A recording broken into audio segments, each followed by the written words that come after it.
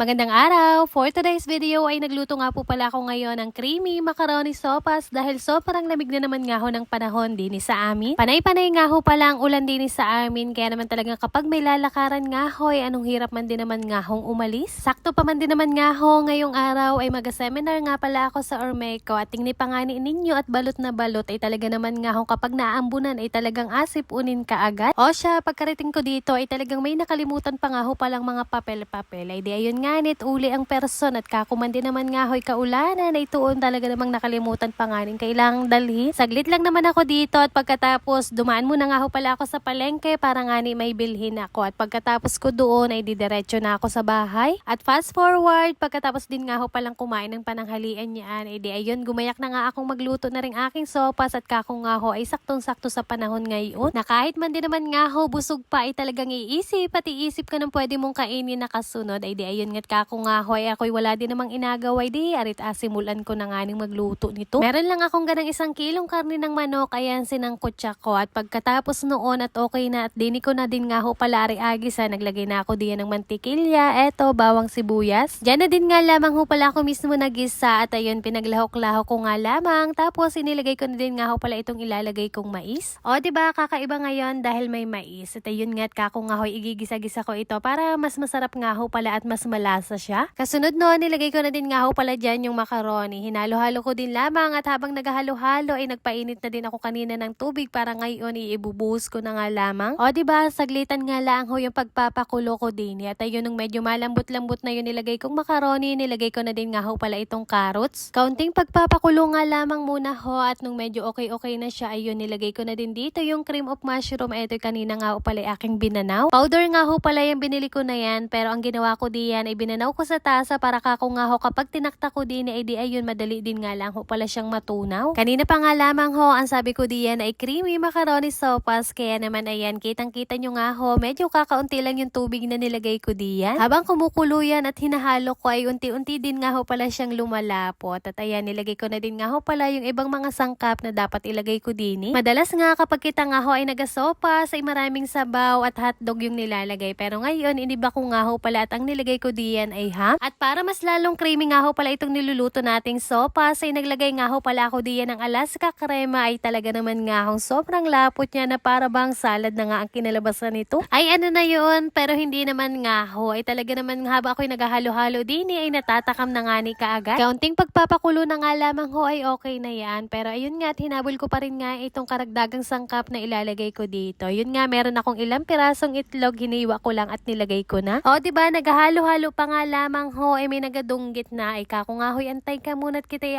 lutuin ko pa rin ng ayos. At ayun nga ho luto na at pwede nang kumain. Ay talaga naman nga hong nakakatakam na at talagang creamy na creamy nga ni itong nagawa kong sopas ngayon. At eto nga ho at talaga naman nga hong nagbapadyan na naman ng malakas na ulan pero anong magagawa natin ay nariyan na nga yan. Kaya eto tikain na lang natin na masarap na sopas. At yun lamang for today's video. Maraming salamat sa inyong panonood. God bless.